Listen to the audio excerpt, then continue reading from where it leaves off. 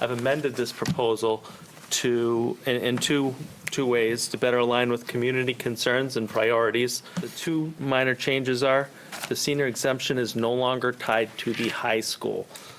And even better, would now take effect regardless if the residents approve the debt exclusion or not in June. Well, the public hearing says that this is to take effect if the debt exclusion vote passes to build a new high school. The measure also says. The amended measure. Exemption for. Regardless of what's in the measure, what's in the petition and the public hearing that we're having tonight is about the high school. Could we do this on discussion rather than the presentation? Sure, it caught me off guard, because I didn't realize there was an amended measure, so that's why you brought it up. You're moving the goalpost. Yeah. So this stems from overwhelming support for helping seniors. Some felt the original proposal was too closely tied to the school project, which could be perceived as divisive. We've clarified the relationship with the circuit breaker credit. This proposal now explicitly recognizes and builds upon the circuit breaker. Seniors are being pulled in many directions. This is about keeping seniors in their homes. The cost of this $1,000 exemption would be $17 per year estimated average cost. To think about $1,000 for the seniors to help them to satisfy their needs of life for the cost of a kid's meal for $17. Who here uses the senior circuit breaker credit? Nobody? You get a couple.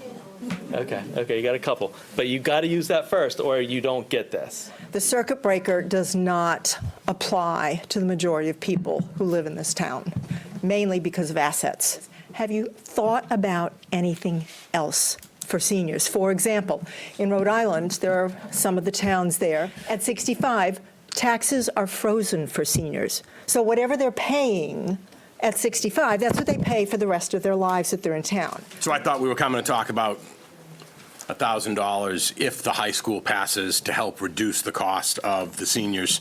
And that's no longer what's being presented to us and to you. Now it's just $1,000 flat exemption without being tied to the high school, which I want to learn more about. If we're going to open it up that way, I'd be interested in hearing a lot of options. I'm sorry that we all thought that we were here to talk about the high school program, the high school tax. But I am interested in hearing more about a general tax program. And Mr. Gould, you've been posting a lot on social media about showing up for here. That is actually why I'm here. I mean, it's still $1,000 and That's not my point. My point is, we're here because you posted on social media that it was a senior tax break tied to the high school, and then we all showed up here today, and it's a totally different thing. Understood. Apologies. And now I'm under the understanding of why I came here wasn't really why I came here. So what you're telling me is you'll have something on the table before we vote on the school? I'm not going to tell you we're going to have the perfect answer by No, but are you going to try to get one? Yes.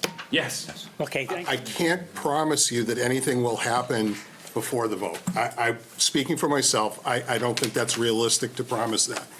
But what I can promise you, like the council president said, we will look into this as much as we can. We've heard some great ideas tonight. So I would make the motion that's in here, that's to approve it as amended.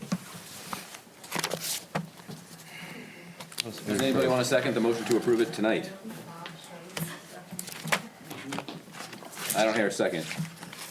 I will make a motion to refer it to finance. Second. We referred more of a conceptual thing to the Finance Committee as opposed to this one particular item. I make a motion to refer this measure and a broader general discussion of various, not to be limited to anything, senior tax proposals. None, all those in favor say aye. Aye. No, all right. Any abstentions? That motion passes 8-0.